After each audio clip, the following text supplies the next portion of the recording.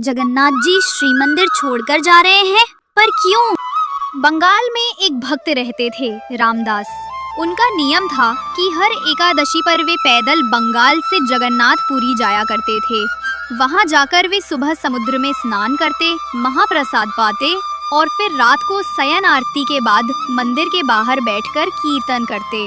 महाप्रभु जगन्नाथ जी उनसे बहुत प्रसन्न रहते थे और उन्हें अपार प्रेम करते थे। धीरे धीरे समय बीता और रामदास वृद्ध होने लगे। अब उनके शरीर में पहले जैसा बल नहीं रहा, लेकिन उन्होंने अपना नियम नहीं छोड़ा। उनका मन अब भी वही था, भक्ति में अटल। महाप्रभु जगन्नाथ जी को उस पर दया आ गई। जब अगली एकादशी पर रामदासपुरी पहुँचे और कीर्तन कर रहे थे, उन्होंने नेत्र बंद किए हुए प्रभु का ध्यान लगाया। तभी उनके ध्यान में जगन्नाथ जी प्रकट हुए और बोले, रामदास, तू अब पुरी मत आया कर, मुझे बड़ा कष्ट होता है। रामदास बोले, महाप्रभु, आपको कष्ट होता है इसलिए मैं समझता हूँ कि अब आना ठीक नहीं, पर यदि अगली एकादशी को आप मेरे सामने नहीं होंगे तो मेरे प्राण ही निकल जाएंगे नाथ। जगन्नाथ जी बोले, ठीक है, तो एक काम तो किया जा सकता है जिससे तुझे पुरी भी ना आना पड़े और तू मेरा दर्शन भी कर ले। रामदास बोले, वो कैसे संभव है? जगन्नाथ जी बोले, अगली एकादशी में जब पुरी आएगा तो एक बैलगाड़ी ले आना, मैं भी तेरे साथ चलूंगा तेरे घर, तब मेरा दर्शन कर लेना। प्रेम से दिन भर मुझे ही देखता रहना, मैं तुझे देखता रहूंगा। रामदास बोले, अरे नहीं महाप्रभु, आप तो सुख से विराजो, मैं आ जाऊंगा, मुझे कोई कष्ट नहीं होगा। लेकिन जगन्नाथ जी बोले, अब तो हमने मन बना लिया है, मैं तो तुम्हारे साथ ही जाऊंगा, और वो भी अगली एकादशी पर। रामदास खुश भी हुए और दुखी भी। अगली एकादशी जब आई तो रामदास बैलगाड़ी में बैठकर आए। सब पंडा पुजारी बोले, अरे रामदास, आज बैलगाड़ी से आए हो, कुछ विशेष है क्या?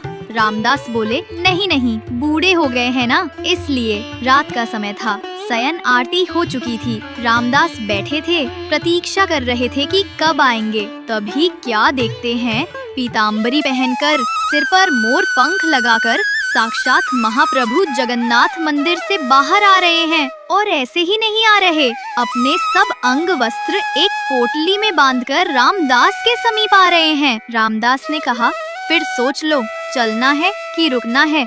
तो जगन्नाथ जी ने कहा, अब तो तय हो चुका है कि चलेंगे हम तुम्हारे संग ही। रामदास मन में सोच रहे थे, मैं तो मना कर रहा हूँ, पर इन्हें ही आना है मेरे साथ। जब बैलगाड़ी के पास गए तो जगन्नाथ जी बोले, ये बैल तो बूढ़े हैं, मैं अगर त्रिलोक का भार लेकर बैठा तो ये यहीं से वैकुंठ चले जाएंगे। भोले रामदास बोले, अब तो यही मिला मुझे, इसी से काम चला लो। जगन्नाथ जी ने कहा, ठीक है। जैसे ही उन्होंने हाथ फेरा बैलों के ऊपर, वैसे ही दोनों बैल तंदुरुस्त हो गए। जगन्नाथ जी बोले, हटो, हम चलाते हैं, ये हमारी काम की है। रामदास बोले, मैं ही चला लूंगा, आप छोड़ो। जगन्नाथ जी बोले, नहीं, मैं ही चलाऊंगा। सामने बैल हाँकते हुए द्वारकाधीश थे और पीछे सीधे साधे रामदास बैठे थे। जैसे ही मंगला आरती का समय हुआ, वैसे ही सब पुजारी बोले, ये सुभद्रा जी और बलभद्र जी तो हैं, पर जगन्नाथ जी कहाँ गए? सब जगह हल्ला मच गया, जगन्नाथ जी चोरी हो गए, ढूंढो। सबका शक गया रामदास के ऊपर, क्योंकि रामदास ही वहाँ रात भर रहते थे। जगन्नाथ जी को पता चल गया था कि सब पंडा पुजारी रामदास के पास आ रहे हैं। वो अभी पुरी की सीमा से बाहर नहीं गए थे। तो जगन्नाथ जी ने कहा, रामदास, तुम मुझे कहीं छिपा दो, सब पंडा पुजारी आ रहे हैं तुम्हारे पास। पास में ही एक तालाब था, उसके पीछे एक गुफा जैसी बनी थी। तो रामदास ने जगन्नाथ जी को वहीं छिपा दिया, लेकिन उनकी पीताम्बरी का एक कोना बैलगाड़ी में रह गया। सब पंडा पुजारी आए और उनकी तलाशी लेने लगे। तभी वो पीताम्बरी का छोर उन्हें दिख गया और बिना कुछ पूछे मारपीट शुरू कर दी। तभी तालाब से आवाज आई, अरे मूर्खो, तुम्हें क्या लगता है मुझे कोई अपनी मर्जी से ले जा सकता है?